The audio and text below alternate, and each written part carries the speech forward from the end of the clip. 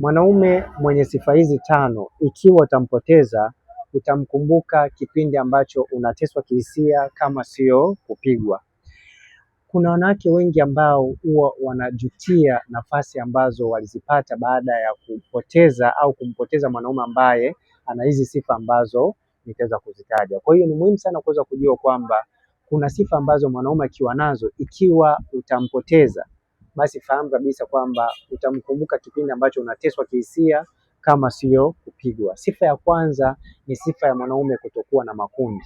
Hii ni mojawapo ya sifa kubwa sana. Kama mwanaume atakuwa na hii sifa ya kutokuwa na makundi, hii ni mojawapo ya sifa ambayo kama utampotezea huyo mwanaume, basi fahamu kabisa kwamba siku moja utamkumbuka kipindi ambacho unateswa kihisia kama sio kupigwa. Na pia sifa ya pili ni sifa ya ukweli wa mwanaume, yaani mwanaume kuishi katika ukweli. Hii ni mojawapo ya sifa ambayo ni kubwa sana. Kama mwanaume ana hii sifa na ukampotezea, fahamu kabisa kwamba utamkumbuka kipindi ambacho unateswa kihisia kama sio kupigwa. Na pia sifa ya tatu ni sifa ya mwanaume kuwa na utu na upendo. Mwanaume ambaye ana utu na upendo, kama ana hii sifa, kama utampotezea, ipo siku ambayo utamkumbuka kipindi ambacho unateswa kihisia kama sio kupigwa. Na pia sifa ya nne ni sifa ya mwanaume kuhudumia akiwa anaonesha kujali na kuonesha upendo. Hii pia ni mojawapo ya sifa ambayo mwanaume akiwa nayo, basi fahamu kabisa kwamba ni mojawapo ya sifa ambayo kama utampotezea, utamkumbuka kipindi ambacho unateswa kihisia kama sio kupigwa. Na pia sifa nyingine ni sifa ya mwanaume kuwa na hofu ya Mungu kwa 100%.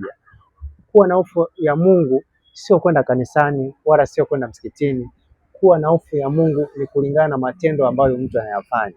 Kwa hiyo kama mwanaume ana hii sifa ya kuwa na hofu ya Mungu kulingana na matendo ambayo anayafanya, fahamu kabisa kwamba kama utampotezea, ipo siku utamkumbuka kipindi ambacho unateswa kihisia kama sio kupigwa. Nikumbushe, hakikisha unapata hiki kitabu. Hiki kitabu kitakusaidia mno kuweza kuingia katika mahusiano sahihi ambayo yatajenga ndoa sahihi. Kitabu hiki kinauzwa shilingi 15,000, lakini kwa WhatsApp utakipata shilingi 10,000. Kwa hiyo ni cheki WhatsApp ili kupata hiki kitabu. Naitwa Isaac Kanyankole, asante na